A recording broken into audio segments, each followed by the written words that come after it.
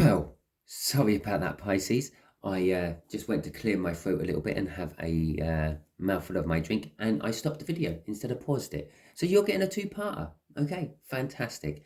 Here's the second part. If it was getting boring, well, no, it wouldn't have been getting boring for you because you're still watching it. Okay. And so, the Ten of Pentacles, which I've only just really noticed as what the universe is saying about this connection, is an abundance of wealth. Okay, wealth can come in many shapes and forms. It doesn't always have to be financially. Okay, you could find yourself a library and that is an abundance of wealth. It's a wealth of knowledge. Okay, so no, they're actually going to stay there because they fell on that. So we got the Nine of Swords and the Three of Swords again. Okay, this abundance of wealth, which is connected to the connection, it's like the happy ever after card. It's a minor arcana of the sun. It's joy, it's happiness, it's security, it's satisfaction of what you have is what you want. Okay, it's the everything card. You have everything. This future that they dreaming of has the potential to deliver everything. Okay, now when I say everything, this varies greatly depending on the viewer. For me, everything is having enough money to live on, having enough money to pay the bills, treat my children, and have a little bit left over for me to treat myself. Okay, I don't need millions, clearly, because I don't chase the advert revenue on my YouTube channel by making lovely unicorn and rainbow reads for every read and all that. I don't chase for donations, although I have a donation bit. This is to help you lot, not anything financial for me, because I currently work in a job where I'm perfectly satisfied with how much I get paid. Yeah, sometimes I have to work long, hard hours, but you take the rough with the smooth, don't you? So this Ten of Pentacles varies a lot to what you want out of life. Okay, if you want a big mansion and a host of big cars, which you can't drive because you can only drive one at a time, except for you who's got the is it DUI you call them over there? Yeah. Anyway, the Ten of Pentacles is indicating this is what you can potentially have out of this connection. The Nine of Swords and the Three of Swords is also, you can have an abundance of overthinking from this connection, an abundance of pain and sorrow. You could miss the connection if you overthink it too much. Okay, you can have overthinking of what could have been and the loss of what could have been if you turn your back and walk away on it. Now that I said that, I have noticed that pretty much the main characters of the cards that are coming out of this deck, yeah, and they're all masculine as well, I just point that one out to you, are turning their back on it. I feel that this is a big indication that you are going to turn your back on this if you give in to your free will. Okay, it is a case of walking away from something you don't like, though, towards something you do like. So for the rest of you who don't turn your back, and the rest of you who take a step back and have a look at this and see what it is actually potentially worth, you can possibly get everything you wanted from it. Okay, well, I don't need to shuffle them because these dropped out earlier. So let's have a look what we have got. We have got the Two of Swords, we have got the Five of Swords, and we have got the King of Wands. Okay, so the Six of Swords, it is calmer, more level, less turbulent place the outcome of this is going to. I feel that as either way round, no matter if you turn your back or if you go for it. I do want to just bear in mind, if you do turn your back, you have got the potential of overthinking yourself into pain. Okay, so watch out for that. You've been warned. The universe has warned you. It's what you don't see coming, remember. It's, yeah. Okay, so when you start getting into that overthinking things, tell you just to stop. Okay, just stop it and then carry on with life. Life ain't that bad. Yes, it could have been so much better if I went for that option, but I didn't. Okay? Nothing you can do about it now. Right. Six of Swords. We're in a calmer place. The outcome of this is a calmer place. It's a calmer place to make a decision. Okay? You're going to be... Obviously, the truth is coming in here with the Ace of Swords. And it's leading you to, well, your truth against their truth now. Okay? So you have to make the decision between that.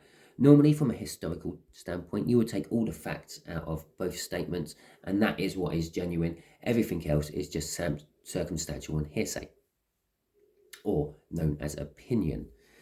The Five of Swords is indicating that this is, again, this whole bit about free will. You may possibly get in the way of this. Yeah, you may overthink it and then choose wrong.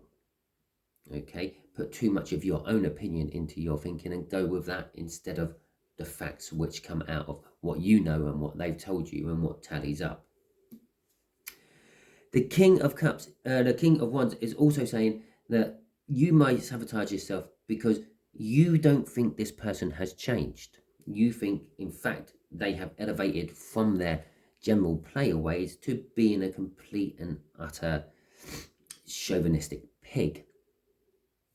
Okay, with the fact that the King of Wands is coming out here, it is telling me that there is passion, there is a lot of passion, but there is also a lot of stubbornness to go with it. You just might simply choose wrong because you're stubborn and big-headed. Okay, I do have to actually shuffle this because I need the crossing card. So there we go, crossing card. The Hierophant. Right, the Hierophant is a spiritual guru. This outcome is going to spiritually open you up as well, no matter what. If you go for it and you decide to accept the offer of love when it comes in, spiritually you will start to grow. Okay, if you turn your back on it, you're going to spiritually start to grow. They're going to be two different spiritually growth. So one will be the nice positive spiritual growth where things just drop into your head nicely and it's like, oh yeah, that makes sense now. Yeah. And the other one is going to be full of dark night of the soul. You're going through a terrible bad time and all that. Well, I'm not going to actually say which one's which though. Possibly if you accept the future, which is being offered to you, you may go through the dark nights of the soul. If you turn your back on it, you may have the good, easy route in. The reason I'm not telling you which one is which is for the simple fact that it is an even cut. Okay, some of you will choose what you think is right and it will be wrong, and some of you will choose what you think is right and it will be right. Some of you might even choose what you think is wrong and it turns out to be right. That's kind of like the energy is so mixed up with that particular spiritual learning. Okay, so what advice do you want to give Pisces, please, universe? What advice do you want to give Pisces? Okay. Oh, there we go, there we go. Right. The Eight of Wands, communication. The Nine of Wands, freedom, and the Chariot, which is determination, forward movement, and winning against all the odds. Okay, so the Nine of Pentacles, I said freedom. It's independence, okay?